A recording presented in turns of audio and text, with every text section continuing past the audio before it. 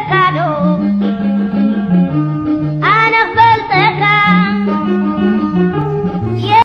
እንዴ ማርዬ ምን ነው በሰላም ማስመሰሉን አቁም።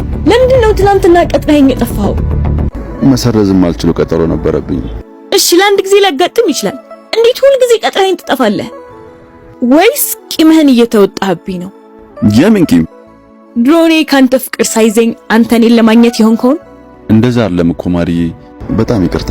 እሺ ግን አማን የኔና አንተ እኮ ትውውቅ ቀልድ አይደለም። እስቲ ከዛሬ 3 ዓመት በፊት የነበረውን አስታውስ። ካፌ ውስጥ አየሁክ፣ ወደድኩ፣ ሴትነቴ ሳይዘኝ መጥቻለሁ። ከዛም በጣም የሚወደዱ ፍቅረኛ ማቾች ሆነ።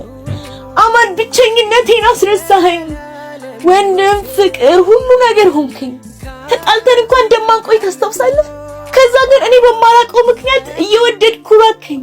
ከዛም ፍቅርን ህርም ብዬ ራሴ ላይ መስራት ስጀምር በስንት ጊዜ አንዴ እየደወልክ እንደናፈቅኩት ነግረኛለህ። ባስ ሲል ደግሞ ቤቴ ድረስ መጥተህ ለፍቅራችን እንዲመሆን ጥፋተኛዋ እኔ እንደሆንኩ ትነግረኛለህ። ልንታረቅ ነው ብዬ ደግሞ ተስፋ ሳረግ ጥፍት ትላለህ። ለመጨረሻ ጊዜ ልጠይቅህ፣ ከኔ ጋር ምንድን ነው የምትፈልገው? ማርዬ የልጅነቴ ነሽ እና መርሳት አልቻልኩም። ከሌላ ሴት ጋር እንኳን ሆኜ አንቺን ነው የማስበው። በቃ ስናፍቅኝ እደውላለሁ። ብቻ አላውቅም፣ ግን ካስጨነቁሽ ሁሉንም አቆማለሁ።